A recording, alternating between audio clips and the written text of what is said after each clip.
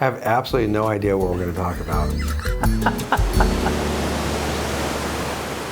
I'm sitting here with my friend Bob Thagard. Bob represented us as our broker in our new building, and without his help, there's no way we could have gotten it. And I want to spend some time talking with Bob. As you know, I've been in brokerage for 38 years. When you called me and said, hey, Bob, I want you to help me find a new building, it really meant a lot to me. I think I begged you. No, not hardly. So, but it's really because of those relationships that I love what I do. Getting to know people like yourself and representing companies and seeing them grow and prosper and do well is really kind of what it's all about for me. And it's great to have friends and relationships with people like you. Thank you, for Bob. Sure. I just toured the facility now that you've moved in completely, and wow, it is so impressive. I mean, it is an unbelievable business you've created, and I'm so proud of what you've done. I mean, it's remarkable. It really is remarkable, Thanks, and I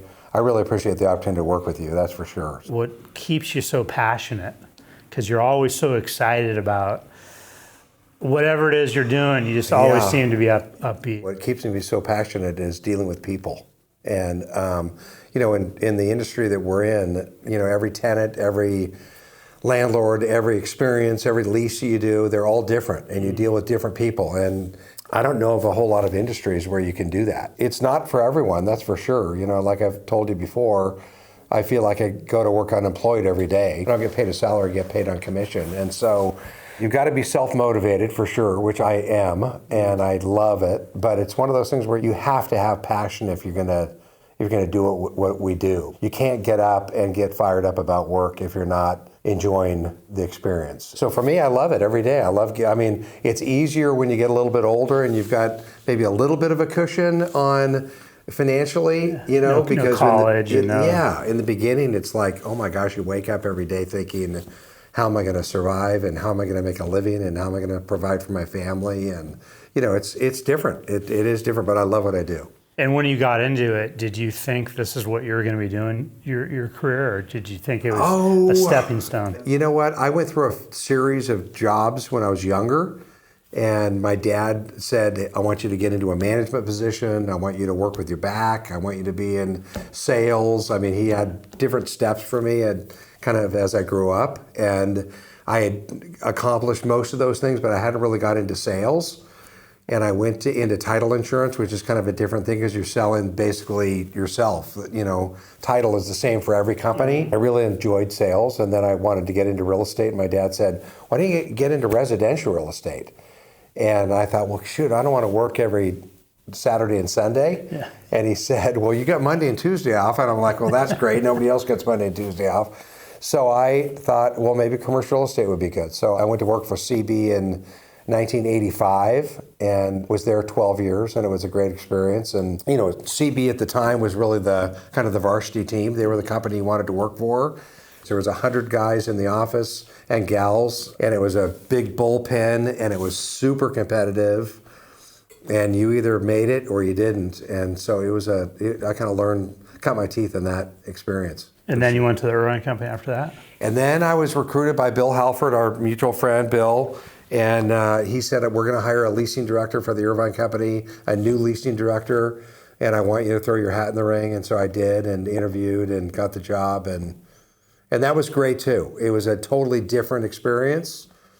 Because more people are coming to you. Yeah, well, it went from the most entrepreneurial job you could have, being in commercial real estate and basically finding work every day, to being in a corporate environment. And it was very structured, and you wore your coat into the office every day, and when you left, you wore your coat, and it was a very formal experience. But it was great. I loved it. I learned a lot there too, and built a lot of relationships. And actually, in my career, it was kind of a turning point, because now all the brokers that I kind of competed against, now I'm working with them, because they're coming to me with tenants that they represented that wanted to go into Irvine Company buildings. And I got to build some of my best friends, closest friends in the industry through that experience. What do you think technology has done to this industry, you know, I mean, you hear all this stuff about AI and all this right now. Has that affected you very much, or is it still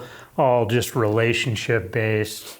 You know, I would say the information is more readily available for sure, you know, with CoStar and some of the things that you can get information on. If you can be in the industry for a week or 35 years, the information's there. But where the rubber meets the road is in the relationships and understanding what your client's needs are and knowing what buildings or landlords or locations are best for that particular tenant. You know, it's one thing to have the information available, but it's another thing to implement it and make sure that you guide your tenant to the best decision, for sure. There's a lot of value to that. And having the relationships that you do to be able to negotiate the most favorable terms for your client is another, you know, you can't replicate the relationship that you've built with different people over the years. Yeah, I saw that in action during our negotiations. Yeah. You know, I don't believe that we could have gotten this done without the combination that, you know, between yourself and Sue. No, it's true. There was, you know, it's a very competitive world, and having the reputation and relationships that I've created over the years, I think is important to being able to negotiate the most favorable terms and being able to win the opportunity when the building's available. You work so hard. What is it that you like to do for fun when you have free time? I absolutely love to fly fish. Do you have a spot you like to go to? Well, there is one spot that I like a lot. Yeah, our goal is to not get seen. Okay. Right? But we want to catch some fish. Yeah, I didn't even bring a hook. You know what would be good is kind of down here where the creek is, probably. Yeah. Okay, so this would be a good spot. Nobody knows how deep it is, right? It's all good. It is all good. Do you fish? I've tried it a couple times, but I've never actually done it. It really is a lot of fun. And this is a 5 weight. And since we've got trout that are like 3 or 4 pounds here. Yeah, it's a perfect setup. It's a perfect setup, yes. It's all about really the weight of the line. You want it as light as possible? As transparent as possible, let's put it that way. Because the fish are smart, right? I can't wait to see you do a little. No, by the way, don't think that I'm very good at it, because I'm not. So basically, what you're doing is it's all about the weight of the. You're bringing it here, and then you're releasing that line. So you're here, and then you're releasing the line, just trying to kind of replicate the way the bait would go. So you try it, Brian. Check this out. And what you do is, this is kind of your play right here. So it's not just straight like this. You want to have this as kind of what you work, and then when you go out, you release that, because that gives you a little more extension. So it's kind of up here, pull a little bit more line in, go back a little more aggressively. So go back, and now go through.